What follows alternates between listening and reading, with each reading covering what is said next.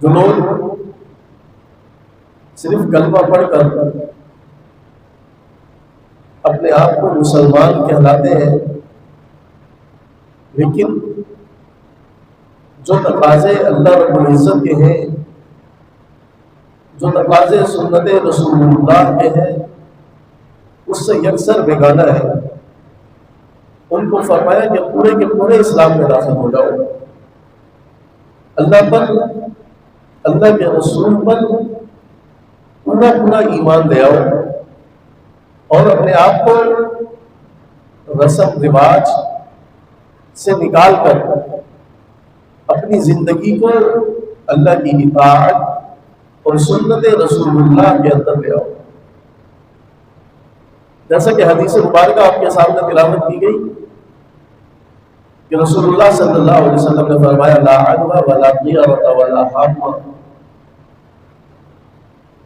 یہ اس حدیث مبارکہ کے اندر چند ان چیزوں کا ذکر رسول اللہ صلی اللہ علیہ وسلم نے کیا ہے کہ جو زمانے جاہلیت کے اندر لوگوں نے توہمات پال رکھے تھے، مختلف چیزوں کے بارے میں مختلف رائے قائم کر رکھی تھی کہ یوں ہوگا تو یوں ہو جائے گا، یوں ہوگا تو یوں ہو جائے گا۔ جیسا کہ پہلا فرمایا لا عدوى، کہ کوئی تعدی بیماری نہیں ہے کہ ایک شخص سے دوسرے کو بیماری لگ جائے۔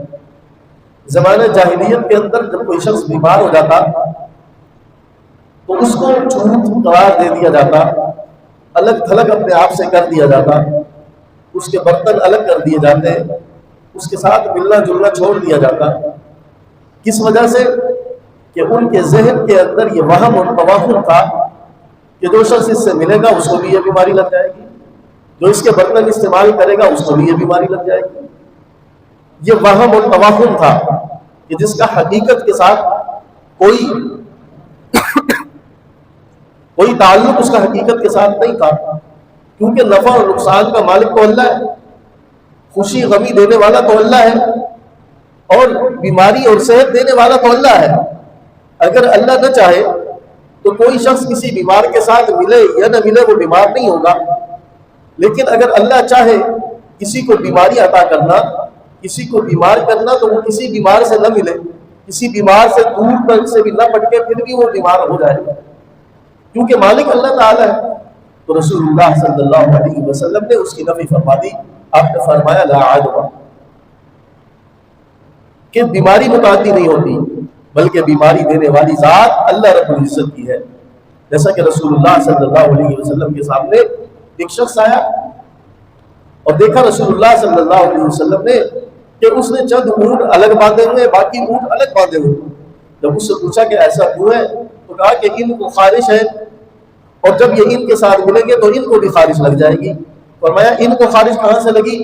فرمایا اس بندے نے عرض کیا کہ یا رسول اللہ اس اونٹ سے، اس اونٹ سے، اس طرح کرتے کرتے جب پہلے پر پہنچے تو رسول اللہ صلی اللہ علیہ وسلم نے فرمایا ذرا بتاؤ اس پہلے اونٹ کو خارش کیسے لگی؟ اس کے پاس تو آس پاس کے خارش والا اونٹ نہیں تھا، کوئی بیمار اونٹ نہیں تھا۔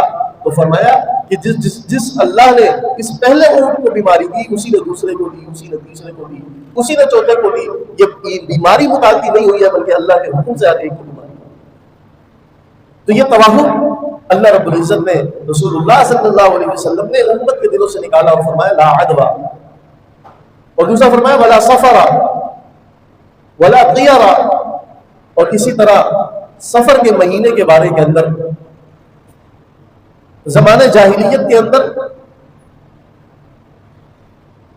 لوگوں کا یہ نظریہ تھا کہ نعوذ باللہ جو سفر کا مہینہ ہوتا ہے یہ نحوست والا ہوتا ہے، اس کے اندر کوئی کام شروع نہیں کرنا، کوئی کاروبار نہیں کرنا، کوئی شادی نہیں کرنی، کوئی معاملہ طے نہیں کرنا۔ کیوں جی؟ اس لیے کہ ان کا گمان یہ تھا کہ جو کام اس مہینے کے اندر شروع کریں گے وہ پورا نہیں ہوگا، وہ خراب و خاسر ہوگا۔ تو رسول اللہ صلی اللہ علیہ وسلم نے اس کی بھی نفی فرما دی، ولا سفر، اور نہ ہی سفر کے مہینے میں کوئی نحوست، کیونکہ زمانے، وقت اور ایام سارے کے سارے اللہ کے۔ اللہ جس وقت چاہے، جس بندے کو چاہے خوشی عطا کرنا چاہے تو خوشی عطا کر دے، اور جس وقت چاہے، جس بندے کو چاہے، جس طرح چاہے، اللہ رب العزت غم دینا چاہے تو اللہ رب العزت غم دے دے. وہ کسی زمانے کے ساتھ خاص نہیں ہے, کسی وقت کے ساتھ خاص نہیں ہے, کسی مہینے کے ساتھ خاص نہیں ہے. ہاں, جب بندہ اللہ کا تابعدار رہے, اللہ کی اطاعت میں رہے, رسول اللہ صلی اللہ علیہ وسلم کی سنتوں پر عمل کرتا رہے, صبح شام کی دعاؤں کا اہتمام کرے. رسول اللہ صلی اللہ علیہ وسلم نے جس وقت کی جو دعا سکھلائی ہے, جو مصنون دعائیں ہیں, ان کو پڑھتا رہے گا تو انشاءاللہ اس پر کبھی خسارہ نہیں ہوگا. ہاں, جو شخص غافل رہے, جو اللہ رب العزت کو یاد نہ کرے, اللہ رب العزت کی رضا اور ناراضی کا خیال نہ کرے, رسول اللہ صلی اللہ علیہ وسلم کی سنتوں کا اہتمام نہ کرے, رسول اللہ کی بتائی ہوئی دعاؤں کا اہتمام نہ کرے, تو اب بتائیں اس شخص کے لیے کون سا زمانہ خوشحالی والا ہو؟ اس کے لیے تو سال کا کوئی وقت, کوئی مہینہ, کوئی گھنٹہ بھی برائی لا سکتا ہے. غور کرنے کا مقصد یہ ہے کہ کسی زمانے اور کسی وقت کے ساتھ نحوست اللہ رب العزت نے نہیں جوڑی, بلکہ یہ بندے کے اعمال ہوتے ہیں کہ جو اس کے وقت کو اچھا یا برا بناتے ہیں. اللہ رب العزت نے سارے کا سارا زمانہ ایک طرح کا رکھا ہے. اللہ رب العزت نے قرآن مجید کے اندر زمانے کی قسمیں کھائی ہیں, وقت کی قسم کھائی. اللہ رب العزت نے رسول اللہ صلی اللہ علیہ وسلم کے ذریعے ان توہمات سے ہمیں دور کیا ہے. آج بدقسمتی سے ہم پھر انہی توہمات کے اندر ابھی تک پھر رہے ہیں.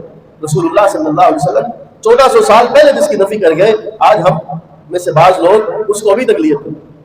تیسرا فرمایا ولاقیہ, زمانہ جاہلیت کے اندر جب کسی شخص نے کسی اہم کام کے لیے جانا ہوتا تو وہ گھر سے نکلتا, اور نکلنے کے بعد گھر کے سامنے جو درخت ہوتا اس پہ ایک پتھر مارتا.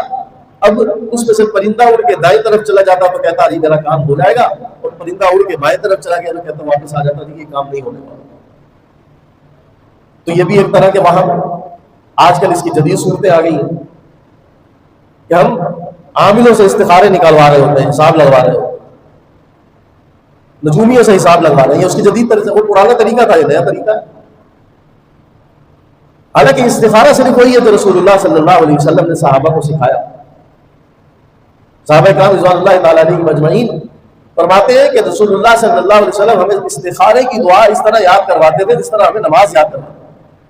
یعنی کہ انسان نے کوئی اہم کام کرنا ہے تو اس میں سنت استخارہ کرے, اللہ رب العزت سے مشورہ کرے. جو اتنی خوبصورت اور پیاری دعا اللہ رب العزت نے رسول اللہ صلی اللہ علیہ وسلم کے ذریعے اس امت کو عطا فرمائی. رسول اللہ صلی اللہ علیہ وسلم نے امت کو سکھائی کہ جب کسی کو کوئی اہم کام واقع ہو, پیش کوئی اہم کام ہو, تو وہ 2 رکعت نماز صلاۃ الحاجت پڑھے, اس کے بعد دعائے استخارہ پڑھے اور سو جائے. اللہ رب العزت اس کا میلاد, جو کام اس کے لیے بہتر ہوگا, اس طرف کر دے گا. اتنی پیاری دعا, اللہم انی استخیرک بعلمک واستقدرک بقدرتک واسألک من فضلک العظیم فإنك تقدر ولا أقدر وتعلم ولا أعلم وأنت علام الغیوب. اے اللہ میں تجھ سے مشورہ طلب کرتا ہوں تیری قدرت سے, کی مدد چاہتا ہوں کس چیز میں, واسألک من فضلک العظیم, اور تیرے فضل عظیم کو میں مانگتا ہوں. یہ دعا اللہ رب العزت سے پوری دعا مانگے. فإنك تقدر ولا أقدر, اے اللہ تو قادر ہے, میں کسی چیز پہ قادر ہوں. وتعلم ولا أعلم, اے اللہ تو سب کچھ جانتا ہے, میں کچھ نہیں جانتا. اللهم إن كنت تعلم أن هذا الأمر خير لي في ديني ومعاشي وعاقبة أمري فاقدره لي ويسره لي ثم بارك لي. اللہ جو میں کام کرنے چاہ رہا ہوں, اگر یہ میری دنیا, آخرت, میری معیشت, میرے انجام کے حساب سے میرے لیے بہتر ہے تو اس کو میرے لیے مقدر کرو. وإن كنت تعلم أن هذا الأمر شر لي في ديني ومعاشي وعاقبة أمري فاصرفه لي. اور اگر تیرے علم میں یہ ہے کہ یہ کام میرے حق میں, میری دین, میری دنیا, میری معیشت, میری آخرت کے لیے اچھا نہیں ہے تو اس کو مجھ سے دور فرما. یہ کتنی پیاری دعا جو رسول اللہ صلی اللہ علیہ وسلم نے سکھائی ہے. آج ہم اس سنت پہ عمل نہیں کرتے, اپنا وقت چند منٹ 2 رکعت نماز حاجت نہیں پڑھتے, چلے جاتے ہیں عاملوں کے پاس, پیروں کے پاس حساب لگا. اس حساب کی شریعت پہ تو کوئی حیثیت نہیں, سنت پہ تو کوئی حیثیت نہیں. رسول اللہ صلی اللہ علیہ وسلم نے اس حدیث میں ان تمام توہمات کی, تمام غلط چیزوں کی نفی فرمائی. لا عدوى ولا طير ولا سفر ولا عامہ. واضح کرنے کا مقصد یہ ہے کہ اللہ رب العزت نے جو ہمیں دین عطا فرمایا ہے, جو شریعت اللہ رب العزت نے عطا فرمائی ہے, وہ بڑی پاک, صاف, واضح ہے. اگر ہم صحیح طور پر اس کو اپنا لیں, اللہ رب العزت کے احکامات کو صحیح طور پر لازم پکڑ لیں, رسول اللہ صلی اللہ علیہ وسلم کی سنتوں کو صحیح طور پر لازم پکڑ لیں, تو ہماری زندگی کے اندر آسانیاں ہیں. اور اگر ہم جو چیز رسول اللہ صلی اللہ علیہ وسلم 1400 سال پہلے بتا گئے کہ اس کی کوئی حیثیت دین کے اندر نہیں ہے, اور پھر ہم وہی توہمات اپنے ذہنوں میں لے کے بیٹھے ہوں، وہی جاہلیت والی باتیں اپنے ذہنوں میں جمائے اب تک بیٹھے ہوں، تو پھر اگر ہم خسارے میں ہیں تو اس میں قصور ہمارا اپنا ہے، کیونکہ ہم نے رسول اللہ صلی اللہ علیہ وسلم کی سنت کو اپنایا نہیں، ہم نے دین کو اس طرح اپنایا نہیں جس طرح اپنانا چاہیے۔ عام یا ایھا الذین آمنوا آمنوا، اے ایمان والو ایمان لے، یہی مطلب ہے اس آیت کا کہ اپنے آپ کو توہمات، رسوم و رواج سے نکال کر پورا کا پورا ایمان کے اندر داخل کریں اور اپنے اندر وہ درد پیدا کریں کہ جو رسول اللہ صلی اللہ علیہ وسلم نے چاہا۔